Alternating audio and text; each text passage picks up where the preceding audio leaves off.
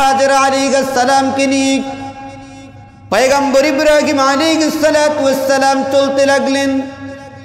যেতে যেতে বর্তমান যে আরবের ভূখণ্ড মক্কা নগরী, যেটাকে আমরা মক্কা নগরী চিনি, এই কাবার অদূরে আল্লাহ পাক রব্বুল আলামিন হযরতে হাজরা এবং ইসমাঈল আলাইহিস সালামকে নিয়ে এখানে যখন আসলেন, আল্লাহ তাআলা পয়গম্বর ইব্রাহিমকে বললেন, ও ইব্রাহিম, আর যাওয়া লাগবে না, এখানেই তুমি তোমার সফরকে ক্ষান্ত করো, স্টপ হয়ে যাও, থেমে যাও।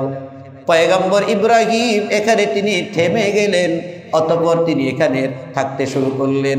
আল্লাহ তাআলা বললেন, তুমি থাকতে পারবে না, শিশুপুত্র ইসমাইলকে আর স্ত্রী হাজরাকে রেখে তুমি এখান থেকে চলে যাও, যেখানে আসছো তুমি সেখানের দিকে, সিরিয়ার দিকে আবার ফিরে যাও। হযরত ইব্রাহিম আলাইহিস সালাম আল্লাহ পাকের কাছে এতটুকু প্রশ্ন তিনি করেন নাই, আল্লাহ, শিশু সন্তান, দুধের সন্তান, মা অসুস্থ, মায়ের স্তন থেকে দুধ পান করবে, তার খাবার দাবারের ব্যবস্থা করতে হবে। আমি পুরুষ, আমি স্বামী, আমি বাবা, আমি যদি এখান থেকে চলে যাই, আমার এই শিশুপুত্র ইসমাইলকে কে দেখবে? এবং তার মাকে দেখাশোনা করার মতো কোনো পুরুষ নাই। মেহেরবানি করে আমাকে হুকুমটাকে শিথিল করুন। ও আল্লাহ, আপনার কাছে আমি শিথিলতা চাইতেছি। কোনো প্রশ্ন করেন নাই। উদ্দেশ্য হলো আল্লাহ পাক রব্বুল আলামিন যখন কোনো মানুষকে যদি হুকুম করেন, কোনো নির্দেশ যদি প্রদান করেন, আমাদের মুমিন মুসলমানদের উচিত হলো আমার আল্লাহ বলেছেন, বুঝে আসলেও করতে হবে, বুঝে না আসলেও আমাকে করতে হবে, কারণ তিনি হলেন আমার আল্লাহ, তিনি আমার রব। পয়গম্বর ইব্রাহিম কোনো প্রশ্ন করেন নাই, তিনি চলে গেলেন, রওনা দিয়ে দিলেন। এদিকে ইব্রাহিম আলাইহিস সালামকে লক্ষ্য করে হাজরা আলাইহিস সালাম পিছন দিক থেকে ডেকে ডেকে বলেন, আমার প্রিয় স্বামী, আপনি আমাকে এবং শিশুপুত্র ইসমাইলকে রেখে চলে যান। বুঝে আসে না এত প্রশান্ত হৃদয়ের অধিকারী আপনি কেন হয়ে গেলেন? কোন অপরাধ করলাম কিনা, কি অন্যায়, কি অপরাধের কারণে আমাদেরকে রেখে যাচ্ছেন কিনা জানি না। হে আমার স্বামী, আমাদেরকে একবার আপনি বলে যান, কি কারণে এখানে রেখে যাচ্ছেন? পাশে কোনো মানুষ নেই, জনমানবহীন এলাকা, মরুভূমি এলাকা, কোনো গাছপালা, তরুলতা, পানির কোনো ব্যবস্থাপনা নাই, এখানে কেন আমাদেরকে রেখে যাচ্ছেন? পয়গম্বর ইসমাঈল আলাইহিস সালাম তখনও পয়গম্বর নন, ইব্রাহিম আলাইহিস সালাম চলে যাচ্ছেন।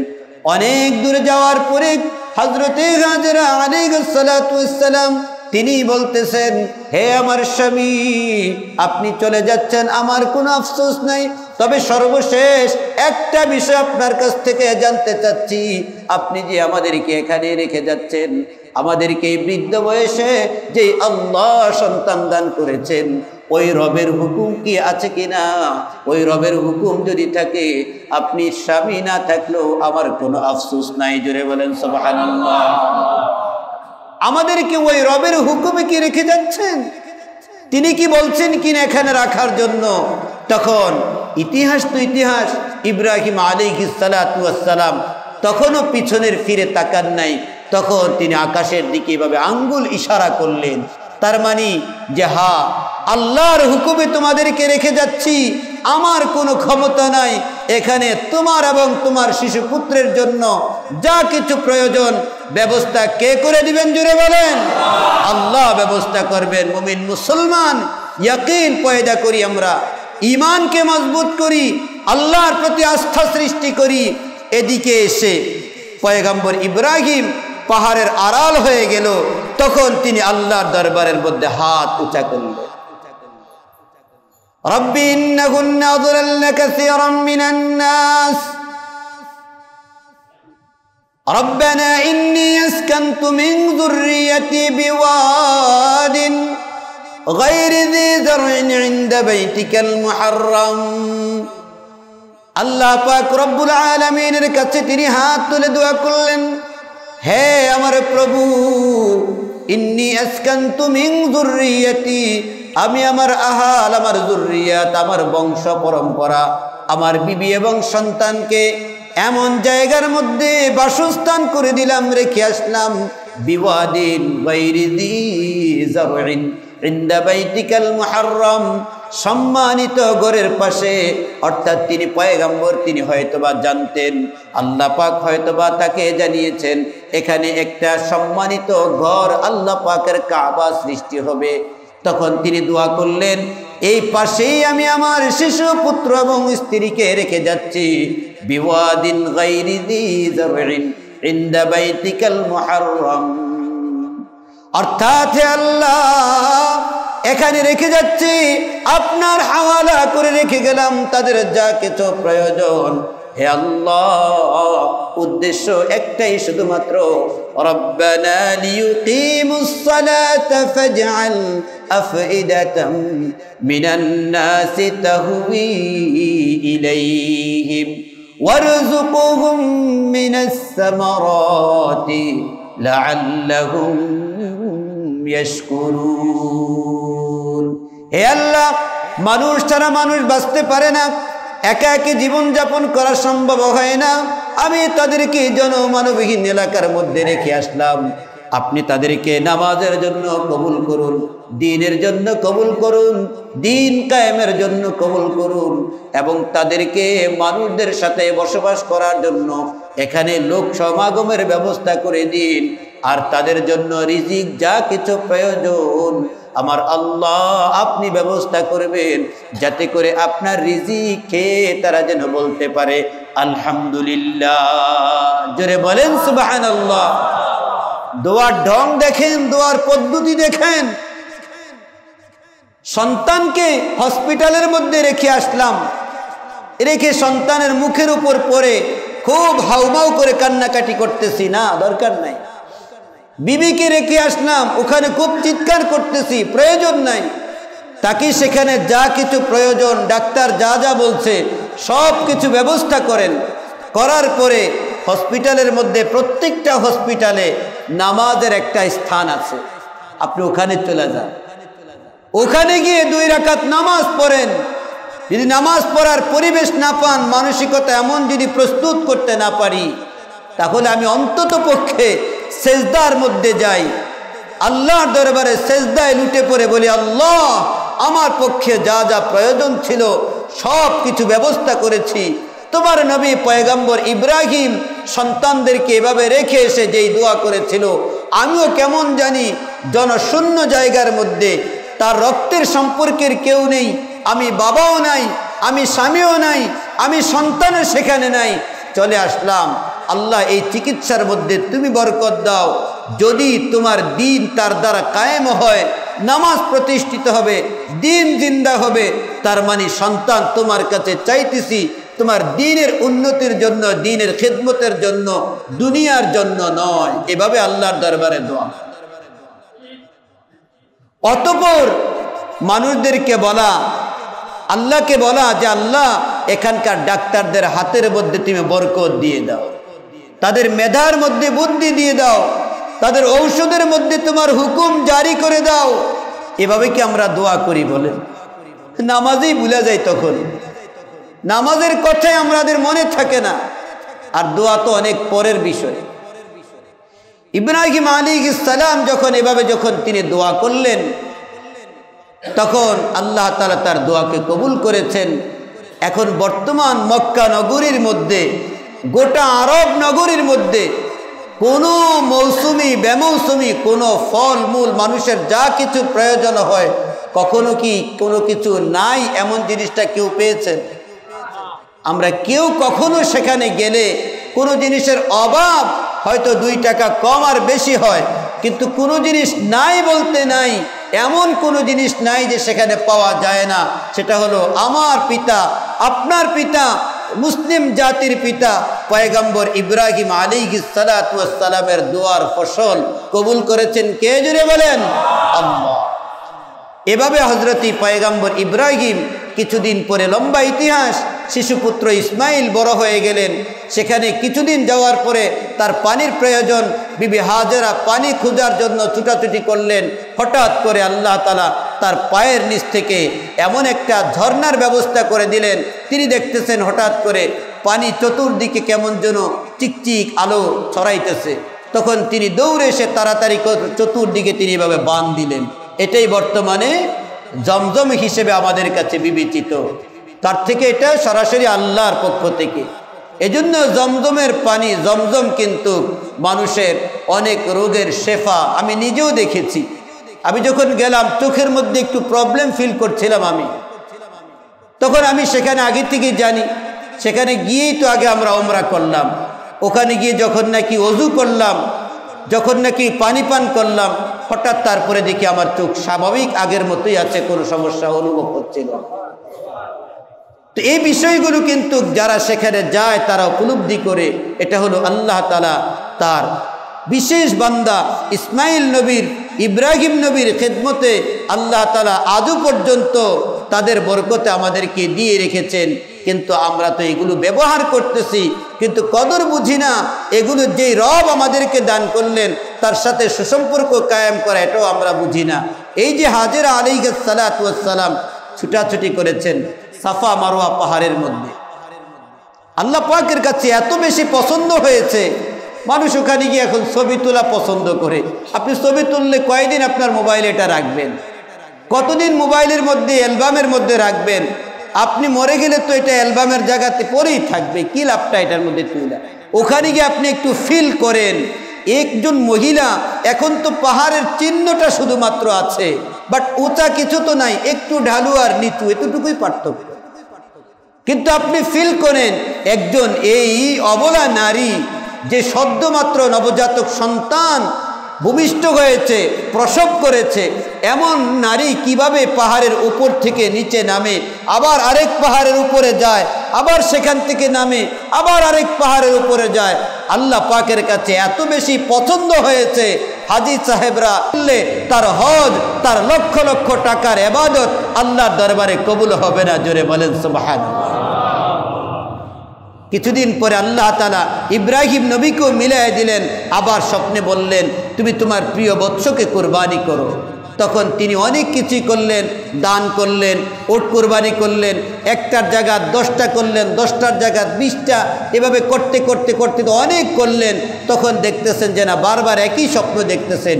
তিনি বুঝলেন আমার কাছে প্রিয় বস্তু ওট নয়, টাকা নয়, পয়সা নয়, আমার কাছে বর্তমানে সবচেয়ে প্রিয় হলো আমার সন্তান ইসমাইল। আল্লাহ তাকেই কুরবানি করা চাচ্ছেন, সুতরাং আর দেরি নয়, আমি তাকেই আল্লাহর রাহে কুরবানি করবো। জোরে বলেন সুবহানাল্লাহ। এজন্য ইসমাইলকে বলা হয় ইসমাইলু যাবিহুল্লাহ, তিনি আল্লাহর যাবিহা, আল্লাহর কুরবানি। তিনি যখন ইসমাইলকে তিনি নিয়ে যাবেন মিনা প্রান্তরের মধ্যে জবেহ করার জন্য, বর্তমান যেখানে হাজী সাহেবরা জবেহ করে, কুরবানি যেখানে সংগঠিত করে, ওই জায়গাটা আমরা দূর থেকে দেখেছিলাম, যেখানে ইসমাইল আলাইহিস সালাতু ওয়াস সালামকে ইব্রাহিম নবী জবেহ করার জন্য ছুরি চালিয়েছিলেন, ওই জায়গাটা ছোট্ট একটা দেওয়া, এই মিনারের মতো করে, গম্বুজের মতো করে এভাবে এটাকে সংরক্ষণ করে রাখা হয়েছে। দূর থেকে আমাদেরকে দেখানো হয়েছে, অত কাছে তো এগুলোতে এখন যাওয়া যায় না। তো বিষয়টা হলো ইসমাইলকে যখন নিয়ে রওনা হয়, অনেকে বলে হাজেরা আলাইহিস সালামের কাছে মিথ্যা কথা বলেছিল যে তাকে সাজায়া দাও, আমি তাকে নিয়ে অমুক জায়গার মধ্যে যাব। এরকম কোনো কিছু বলার প্রয়োজন নেই। এই সমস্ত কথা কিছু কিছু উদ্ভট কথা, বানোয়াট কথাবার্তা। যেভাবেই তিনি মায়ের কাছ থেকে সন্তানকে নেওয়া দরকার তিনি নিয়ে গেছেন। বাবার সাথে তো একজন সন্তান বাহিরে যেতেই পারে, এটা আবার এত মিথ্যা কথা বলা লাগবে কেন? তবে যাওয়ার সময় এ কথা চিরসত্য, শয়তান ইসমাইলকে ধোঁকা দিয়েছিল। হে ইসমাইল, তুমি কি জানো তোমার বাবা তোমাকে কোথায় নিয়ে যাচ্ছে? কোথায়? আরে তোমাকে নিয়ে কুরবানি করবে, জবে করবে। যা শয়তান, কোনোদিন বাবা কি ছেলেকে জবে করতে পারে? তুই শয়তান, যা দূর হ। তখন তিনি পাথর মারলেন, তাকে তাড়ায়া দিলেন। এভাবে 3 জায়গার মধ্যে এভাবে শয়তান ধোঁকা দেওয়ার চেষ্টা করেছিল। কিন্তু পয়গম্বরের ছেলে, তিনিও পয়গম্বর হবেন, তার ঈমান তেমনই ছিল, তাই শয়তান তাকে ধোঁকা দিতে পারে নাই। ওই যেই 3 জায়গার মধ্যে, ছোট শয়তান, বড় শয়তান, মাঝারি শয়তান, এই 3 জায়গার মধ্যে এখনো পর্যন্ত আল্লাহ তাআলা ইতিহাস সাক্ষী করে রেখে দিয়েছেন, শয়তান যেখানেই বাধা দিবে সেখানেই পাথর মারো, তাকে পরাজিত করো, তাকে বিজয় হতে দিও না। ওখানেই শয়তানকে পাথর নিক্ষেপ করার বিধিবিধান এখনো হাজী সাহেবদের জন্য আল্লাহ তাআলা হুকুম করে রেখে দিয়েছেন। জোরে বলেন সুবহানাল্লাহ। ইসমাইল নবীকে নিয়ে গেলেন। ওখানেই যাওয়ার পরে যে করুণ দৃশ্য, করুণ ইতিহাস, এটা আজও পর্যন্ত কেউ স্থাপন করতে পারবে না, কোনো সেলিব্রিটি স্থাপন করতে পারবে না। পিতা পুত্রের যেই ইতিহাস সেখানে বিজড়িত হয়েছে, তাকবীরে তাশরিক সেখান থেকে আবিষ্কার, তাকবীরে তাশরিকও সেখানে আল্লাহ পাকের উলুহিয়াত, বরত্ব, একত্ববাদ সেখানেই সৃষ্টি হয়েছিল।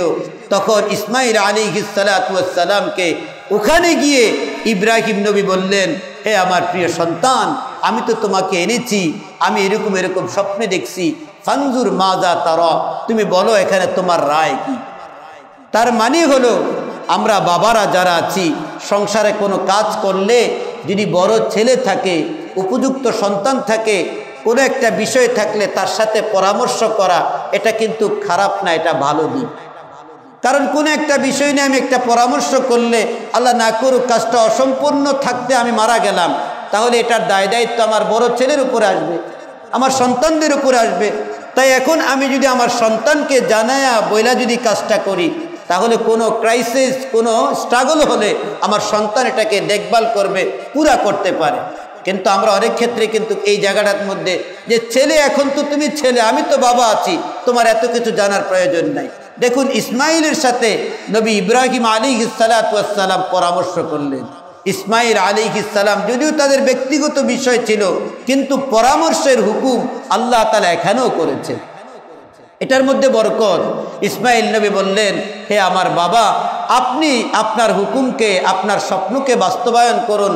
সাতাজিদুনি ইনশাআল্লাহু মিনাস সাবিরিন, আমাকে ধৈর্যশীলদের অন্তর্ভুক্ত পাবেন। অর্থাৎ আমি কোনো প্রতিবাদ করব না, আমি কান্নাকাটি করব না, নড়াচড়া করব না। আপনি আপনার হুকুম বাস্তবায়ন করুন, আপনি আপনার স্বপ্ন বাস্তবায়ন করুন। তখন তিনি হাত পা বেঁধে, যেভাবে স্বাভাবিকভাবে আমরা পশু জবে করি, এভাবে বাঁধার জন্য ইসমাইল পরামর্শ দিচ্ছেন, হে আমার বাবা, আপনি আমার হাত পাগুলো বেঁধে ফেলুন। কারণ যদি হাত পাগুলো না বাঁধেন, আপনি আমার বাবা, আমি ব্যথায়, যন্ত্রণায়, চামড়া কাটলে তো ব্যথা লাগবে, একটু হাত নাড়াচাড়া করলে আপনার হাতের মধ্যে, শরীরের মধ্যে পা লাগবে, এটা চরম পর্যায়ের বেয়াদবি। ছুরির নিচে শুয়েও জবে হয়ে যাবে সন্তান, পিতা পুত্র, তাদের পরিচয়টা কেমন, সন্তান বাবার শ্রদ্ধা, রেসপেক্ট, ইজ্জতের প্রতি রক্ষা করতেছে, এখানে সতর্ক থাকতেছে। ও যুবক সন্তানেরা, আজকে বাবা মার সাথে বেয়াদবি আচরণ করো, বাবা মাকে বাবা মা বলে পরিচয় দিতে চাও না। এখান থেকে দেখো ইসমাইল নবী কিভাবে তার বাবার হাতের মধ্যে পায়ের পা লাগবে, শরীরের মধ্যে পা লাগবে, ছুটাছুটি করতে হবে, এটা তিনি বরদাস্ত করতে পারবেন না, বেয়াদবি হবে। তাই বাবাকে বলছেন, বাবা আমার হাত পাগুলো বেঁধে ফেলুন। বাবা হাত পাগুলো বাঁধলেন। বাঁধার কিছুক্ষণ পরে আবার বলতেছে, হে বাবা, হাত পাগুলো খুলে দেন। কারণ যদি এভাবে জবে করেন, আল্লাহ বলবে ইসমাইল মনে হয় রাজি ছিল না, এজন্য হাত পা বাইদা জবে করছে। আল্লাহর কাছে যেন এতটুকু আমরা বাবা এবং সন্তান আল্লাহর দরবারে যেন কাজের মধ্যে নিষ্ঠা কম থাকে, এটাও যেন সুযোগ না থাকে। আমাকে একেবারেই আপনি হাত পা খুলে দেন, আমি সোজা স্ট্রং থাকব, আল্লাহর সামনে নিবেদিত থাকব, আমি এতটুকু নড়াচড়া করব না, আপনি জবে করতে পারবেন। আবার বলতেছে, ও আমার বাবা, আমি তো আপনার আদরের সন্তান, আপনি আমার চেহারাটাকে নিচের দিকে করে দেন, আমাকে এক কাত করে শোয়ান, আমার চোখ যখন আপনার চোখে যখন পড়বে তখন আপনার মায়া লাগবে, আপনি তখন বরদাস্ত করতে পারবেন না, তাই আপনি আমাকে উল্টা করে শোয়ান। এভাবে বলা বলি করতেছে। আল্লাহ পাকের আরশ আজিমের মধ্যে রহমতের, আনন্দের দরিয়ার মধ্যে ঢেউ খেলতেছে। আল্লাহ তাআলা সেখান থেকে কুদরতি হাসি হাসতেছেন। জোরে বলেন সুবহানাল্লাহ। এভাবে পিতা পুত্র মিনা প্রান্তরের মধ্যে কথাবার্তা শেষ করে সর্বশেষ চূড়ান্ত পর্যায়ের মধ্যে ফালাম্মা ওয়াতাল্লাহু লিল জাবিন, আল্লাহ পাক রব্বুল আলামিনের হুকুমে ইসমাইলকে জবে করার জন্য যখন পিতা পুত্রকে এভাবে কাত করে যখন শোয়া তিনি ছুরি চালাইতে শুরু করলেন, ইসমাইল আলাইহিস সালাতু ওয়াস সালামের গলার মধ্যে পয়গম্বর ইব্রাহিম ছুরি চালায় কিন্তু চামড়া কাটে না, ছুরি তো চলতেছে। ইসমাইল নবী নিচের দিকে শুয়ে শুয়ে তিনি বলতেছেন, হে আমার পিতা, আপনি হয়তোবা মায়া মমতার কারণে আপনি ভালো করে আপনি চাপ দিয়ে ছুরি চালান না, এজন্য আপনার ছুরি চলতেছে না, আমার চামড়া কাটতেছে না। আপনি ভালো করে আপনার চাকুটাকে দাঁড় করে নেন। ইসমাইল আলাইহিস সালাতু ওয়াস সালামের হুকুম অনুযায়ী, কথা অনুযায়ী তার বাবা আবার ছুরিটাকে পুনরায় তিনি ধার করে দিলেন, ঘষা মাজা করে নিলেন। এভাবে তিনি পুনরায় যখন ভালো গতিতে স্পিড দিয়ে চাপ দিয়ে যখন তিনি ছুরি চালাইতে শুরু করতেছেন, আল্লাহ পাক রব্বুল আলামিন তখন আকাশ থেকে ডেকে বলতেছেন, জিবরাইল আলাইহিস সালামকে বললেন, ও জিবরাইল, আর দেরি করো না, যাও যাও, আমি ইব্রাহিম আর ইসমাইলের কর্মকে, স্বপ্নকে বাস্তবায় আমি কবুল করে নিলাম, তাদেরকে জানায় দাও ইসমাইলকে জবে করা লাগবে না, আমি আল্লাহ জবে করতে চাই নাই। জুড়ে বলেন সুবহানাল্লাহ। قد صدقت الرؤيا وناديناه يا إبراهيم। আমি ডেকে বললাম, হে ইব্রাহিম, তুমি তোমার স্বপ্ন বাস্তবায়ন করেছো, অথচ ইসমাইল জবে হয় নাই, তুমি তোমার স্বপ্ন বাস্তবায়ন করেছো। এদিকে আল্লাহ তাআলা ডাক দিলেন, অপরদিকে আল্লাহ তাআলা জান্নাত থেকে একটা প্রাণী পাঠিয়ে দিলেন। আল্লাহ তাআলা হুকুম করলেন, ইসমাইলকে জবে করার প্রয়োজন নাই, তার পাশে যে প্রাণী দাঁড়িয়ে আছে এটাকে জবে করে দাও, তোমার হুকুম আমি যেটা করেছিলাম আমি আল্লাহ সেটাকে কবুল করে নিলাম। ওয়ানাদাইনাহু ইয়া ইব্রাহিম قد صدقت الرؤيا إنا كذلك نجزي المحسنين। পরিশেষে আল্লাহ বলতেছেন, আমি আল্লাহ এভাবে কিয়ামত পর্যন্ত আমার নেককার বান্দাদেরকে আমি আল্লাহ প্রতিদান দিব। জোরে বলেন সুবহানাল্লাহ। যদি বুঝে আসে তাহলে এতটুকুই আমরা এখানে খেয়াল রাখবো, আমরা যারা কুরবানি করব, পশুকে কুরবানি করার আগে নিজের আত্মাটাকে কুরবানি করব। পশুর গলায় ছুরি চালানোর মাধ্যমে আমি আমার নিজের আত্মার মধ্যে ছুরি চালায়া, অর্থাৎ আমার নিজের নফসটাকে পরিষ্কার করব।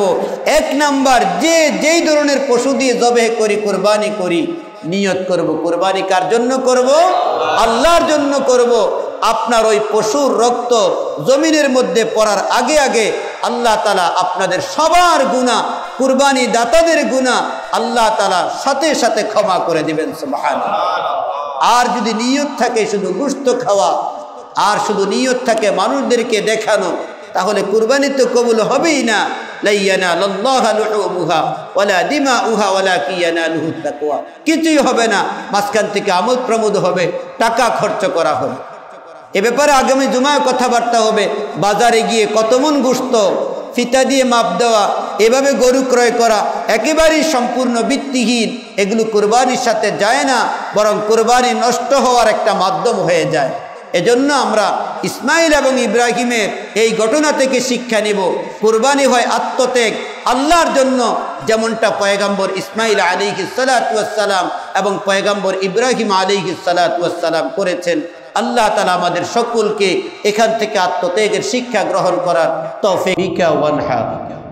কুরবানির আগে আল্লাহ পাক রব্বুল আলামিন এখানে নামাজের হুকুমও করেছেন, যে তুমি তোমার রবের জন্য নামাজ পড়ো এবং রবের জন্য তুমি নহর করো, কুরবানি করো। তার মানে আমি কুরবানি করার মাধ্যমে যেমনিভাবে আমি মুসলমানের পরিচয় দেই, আমাকে কুরবানির মধ্যে আত্মত্যাগ যেখানে আমি পরিচয় দিচ্ছি, আমি নামাজ আদায়ের মাধ্যমেও আমাকে আত্মত্যাগের পরিচয় দিতে হবে। কারণ কুরবানির মধ্যে আল্লাহ তাআলা যেই ত্যাগ চান, ওই ত্যাগটা নামাজ আদায়ের মধ্যেও পাওয়া যায়। যদিও নামাজের মাধ্যমে কুরবানি আদায় সম্পূর্ণ নয়, কিন্তু ত্যাগের বাস্তবতা নামাজের মধ্যেও কিছুটা আছে। নামাজ আমাকে শয়তান আসতে দেয় না, নামাজ আমাকে ব্যস্ততায় পড়তে দেয় না, নামাজ আমাকে চতুর্দিকের পারিপার্শ্বিকতায় পড়তে দেয় না, নামাজ পড়ব করে আর পড়া হয় না। এই যে নিজেকে এখানে বিসর্জন দিতে না পারাটা, এটাই হলো দেওয়াটা হলো আত্মত্যাগ, আর নেয়া দেওয়াটা হলো আত্মত্যাগ না করা। তাহলে আমি শুধু কোরবানি করব, ত্যাগের পরিচয় দিব, কিন্তু নামাজ পড়ব না, আল্লাহ পাকের দরবারে সেই কোরবানিও কবুল হবে না। আল্লাহ পাক রব্বুল আলামিন পয়গম্বর ইব্রাহিম আলাইহিস সালাতু ওয়াস সালামকে যে সমস্ত বিষয় দিয়ে পরীক্ষা করেছিলেন, তার মধ্যে অন্যতম এটা ছিল সবচেয়ে বেশি গুরুত্বপূর্ণ, যে নিজের কলিজার টুকরা দীর্ঘদিন পরে পাওয়া সন্তান ইসমাইলকে জবেহ করা।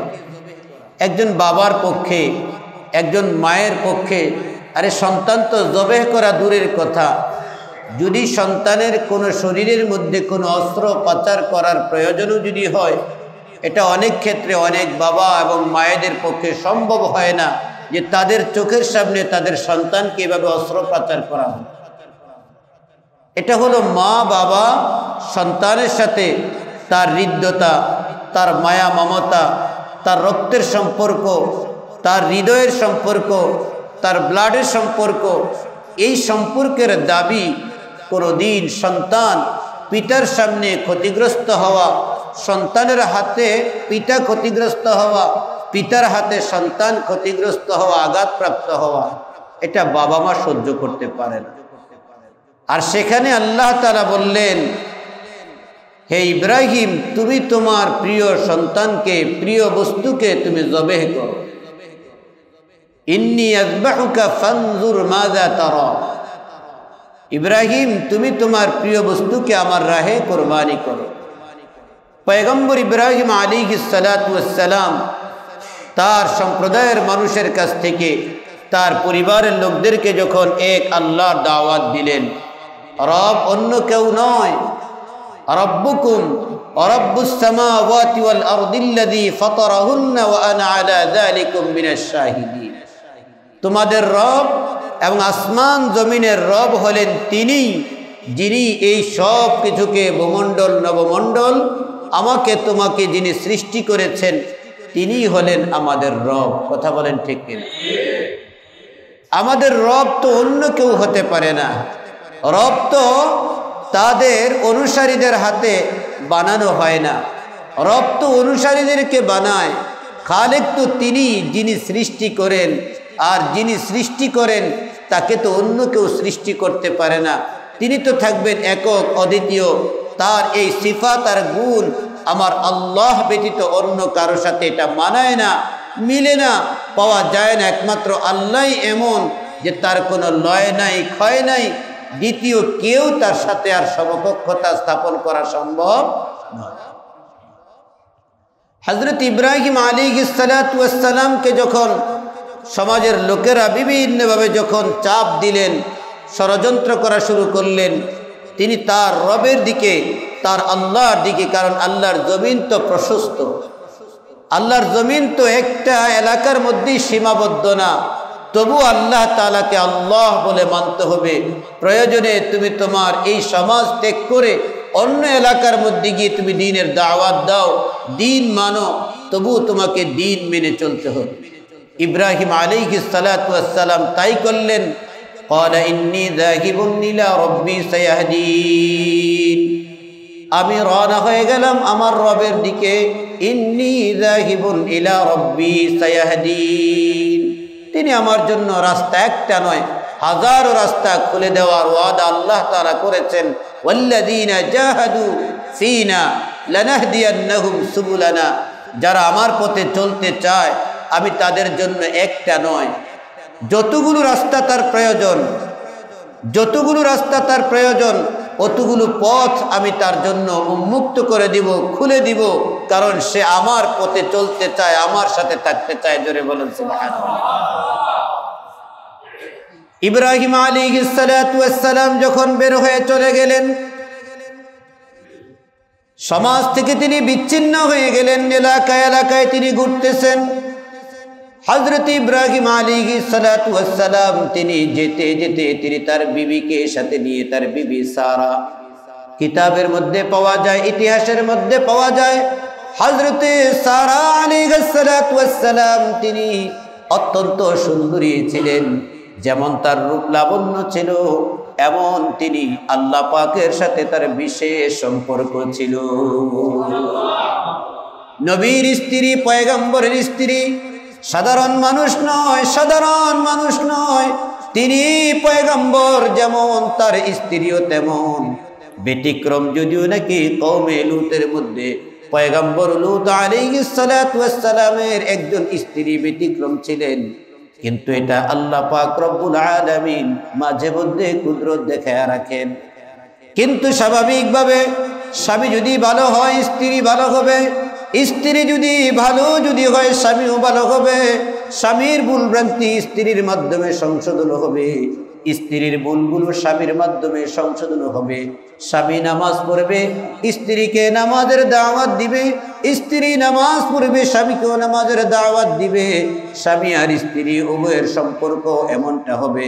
পয়গম্বর ইব্রাহিম আলাইহিস সালাতু ওয়াস সালাম তার রমণী, তার স্ত্রী, প্রিয়তমা স্ত্রীকে সাথে নিয়ে তিনি রওনা হলেন। পথের মধ্যে তিনি রাত্রি যাপন করবেন।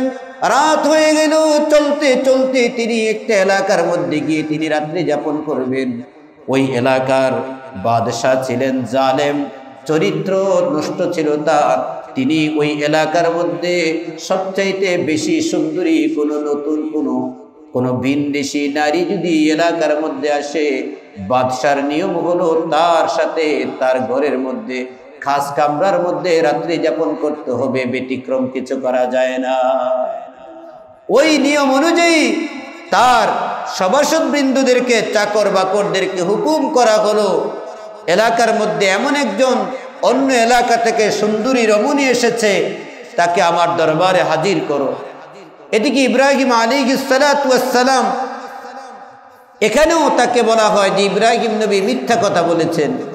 ইব্রাহিম নবী তাদের ধর্মের মধ্যে, ওই বাদশার ধর্মের মধ্যে এরকম বিধিবিধান যে তারা ভাই বোনের পরিচয় দিলে তখন কিছুটা শিথিল হবে, এজন্য হযরত ইব্রাহিম আলাইহিস সালাতু ওয়াস সালাম সারা আলাইহিস সালামকে শিখিয়ে দিলেন, যদি তোমাকে বলা হয় যে তোমাদের মধ্যে কি সম্পর্ক, তখন তোমরা বলবে ভাই বোনের সম্পর্ক আমাদের মধ্যে। স্বামী স্ত্রীর কথা বললে ওই বাদশাহ আরো বেশি চড়াও হবে। এখানে তাহলে বাহ্যিকভাবে বোঝা যায় মিথ্যাই তো, কিন্তু না। আল্লাহ পাক রব্বুল আলামিন সূরা হুজুরাতের মধ্যে গোটা মুমিন মুসলমানদেরকে কালিমা লা ইলাহা ইল্লাল্লাহর বরকতে আল্লাহ তাআলা সবাইকে ভাই ভাই বানায় দিলেন। ইন্নামাল মুমিনুনা ইখওয়াতুন ফাআসলিহু বাইনা আখাওয়াইকুম ওয়াত্তাকুল্লাহা লাআল্লাকুম তুরহামুন। মুমিন মুসলমান তারা কালিমার কারণে ভাই ভাই। হযরত ইব্রাহিম আলাইহিস সালাতু ওয়াস সালাম বিবি সারাকে তিনি ওই কালিমার নিসবতে ভাই বোন পরিচয় দিয়েছেন। প্রকৃত অর্থে আপন সহোদর ভাই বোনের মধ্যে বিবাহ বন্ধনে আবদ্ধ হওয়া জায়েজ নাই, তবে চাচাতো, খালাতো, মামাতো, ফুফাতো ভাই বোনের মধ্যে বিবাহ বন্ধনে আবদ্ধ হওয়া যায়। আদার্স যত ভাই বোন আছে তাদের সাথে বিবাহ বন্ধনে আবদ্ধ হওয়া যায়। এজন্য তাদের সাথে দেখা সাক্ষাৎ করা বৈধ নয়।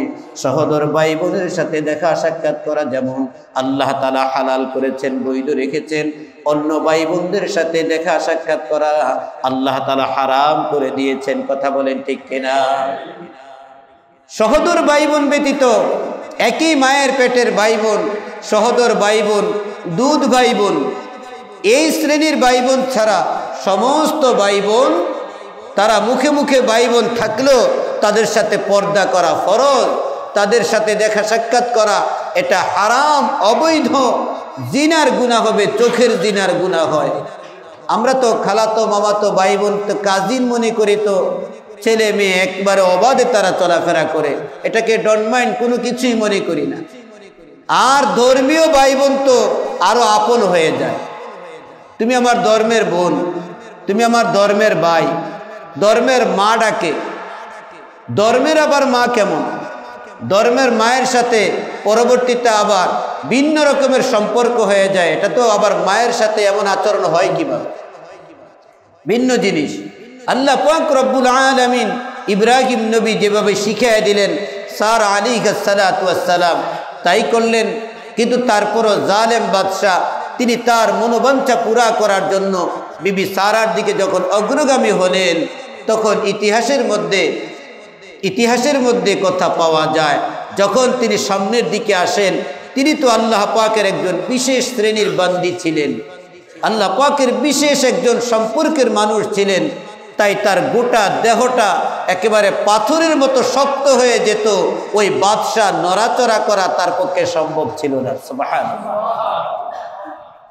ওই জালেম বাদশাহ তিনি তখন বুঝতে পেরেছেন পয়গম্বরের স্ত্রী সাধারণ মানুষ নয়, এই মহিলা সাধারণ কোনো মহিলা নয়।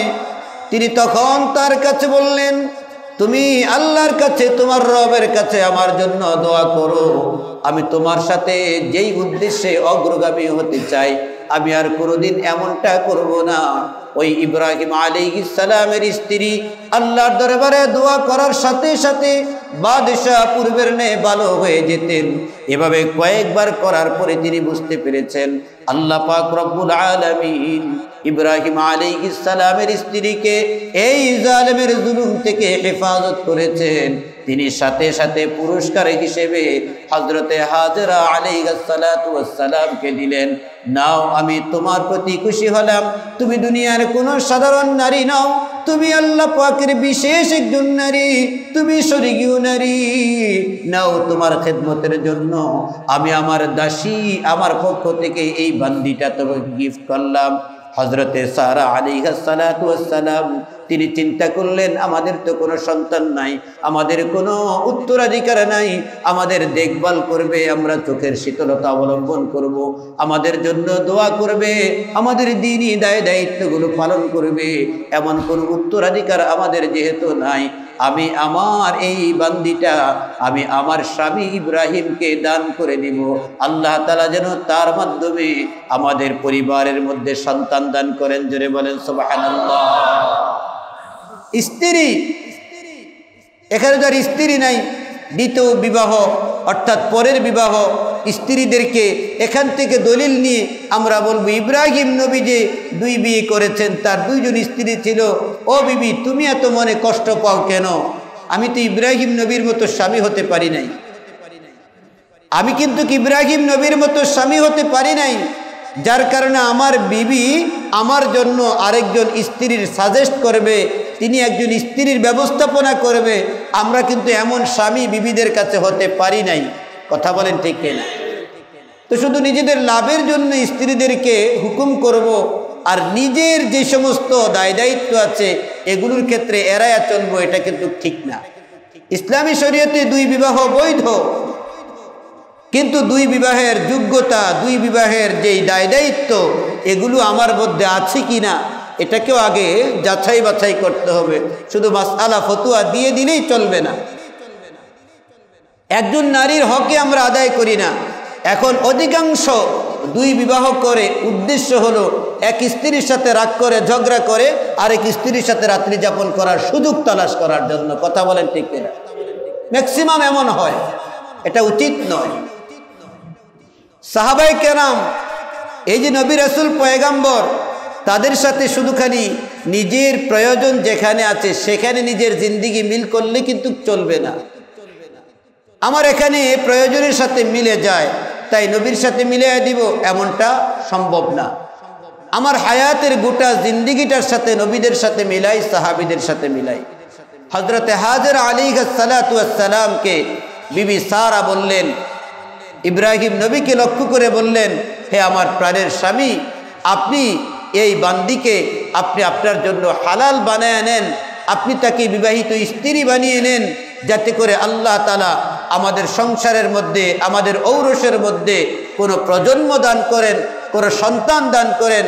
ইব্রাহিম নবী খুশি হলেন এবং বিবি হাজরা আলাইহিস সালাতু ওয়াস সালামকে তিনি গ্রহণ করলেন। আল্লাহ তাআলা অল্প কিছুদিনের মধ্যেই হযরতে ইব্রাহিম আলাইহিস সালাতু ওয়াস সালামের ঔরসে বিবি হাজরার গর্ভের মধ্যে পয়গম্বর ইসমাইল আলাইহিস সালাতু ওয়াস সালামকে দান করলেন। সুবহানাল্লাহ। ইতিহাসের কিতাবের মধ্যে লিখে তখন ইব্রাহিম নবী এবং হাজরা আলাইহিস সালাতু ওয়াস সালাম উভয়ের বয়সই প্রায় একেবারেই এমন বয়স ছিল যে তারা বিবাহ বন্ধনে আবদ্ধ হয়েছেন ঠিক, কিন্তু স্বাভাবিক জীবন যাপনে এই বয়সে সন্তান পাওয়ার উপযুক্ত না। একজনের বয়স প্রায় 90+, আরেকজনের বয়স প্রায় 100-র মতো এরকম ছিল। তো এই বয়সে তো সাধারণত সন্তান হওয়া সম্ভব না, কিন্তু আল্লাহ তাআলা দান করলে, আল্লাহ তাআলা দিলে হওয়া সম্ভব কি সম্ভব না? আল্লাহ তাআলা দিতে পারেন। ইব্রাহিম আলাইহিস সালাতু ওয়াস সালাম সন্তান পাইলেন। কিছুদিন পরে আল্লাহ পাক হুকুম করলেন এই সন্তানকে এবং বিবি স্ত্রীকে হাজেরাকে, এই দুইজনকে তুমি নিয়ে আবার বাহিরে বের হয়ে যাও, হিজরত করো। কোথায় যেতে হবে তুমি বের হও, কোথায় গন্তব্য আল্লাহ তাআলা কোনো হুকুম করলেন না, নির্দেশ দিলেন না। হযরত